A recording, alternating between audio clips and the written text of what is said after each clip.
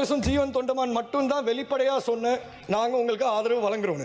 இன்னைக்கு வந்து பல்வேறு பகுதிகளில் மறைமுகமா உங்களை சபைக்கு கொண்டு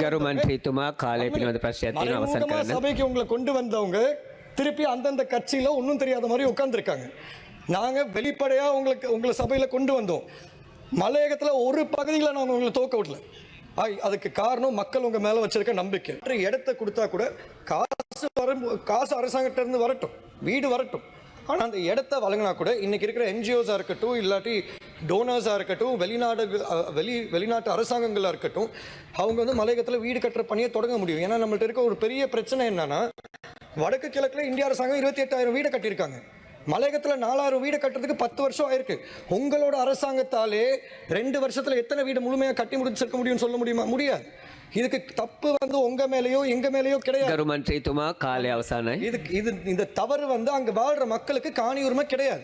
காணி உரிமை இல்லாத பட்சத்துல பெருந்தோட்ட நிறுவனங்கள் சொல்றாங்க, நீங்க தோட்டத்துல வேலை செஞ்சா உங்களை மனுஷனா மதிக்கிறோம், தோட்டத்துல வேலை செய்யலைன்னா நாங்க வந்து உங்களை கை கழுவுவோம். அடையாளம் இல்லை. அதனாலதான் நாங்க வந்து இது ஒரு ஆலோசனையா முன்வைக்கிறோம். இந்த காணி மாற்று இடம் அதை இது ஒரு அனர்த்தம் தான். ஆனா இது ஒரு வாய்ப்பா பயன்படுத்தி மக்களுக்கு காணியை வழங்கினா நாளைக்கு பிரச்சனைகள் வராதுன்னு தான் நான் சொல்லுவேன்.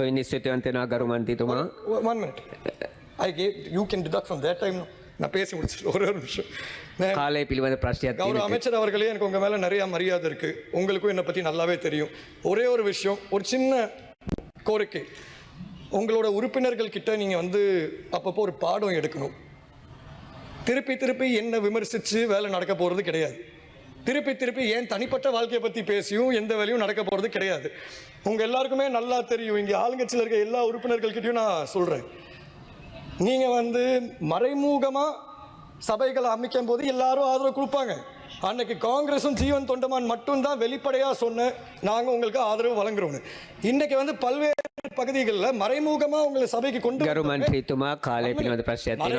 சபைக்கு உங்களை கொண்டு வந்தவங்க திருப்பி அந்தந்த கட்சியில ஒன்றும் தெரியாத மாதிரி உட்கார்ந்துருக்காங்க.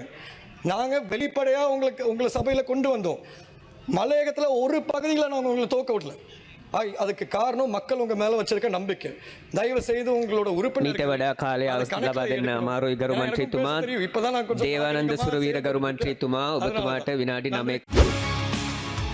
செய்திகளை உடனுக்குடன் தெரிந்து கொள்ள உடனே சப்ஸ்கிரைப் பண்ணுங்க.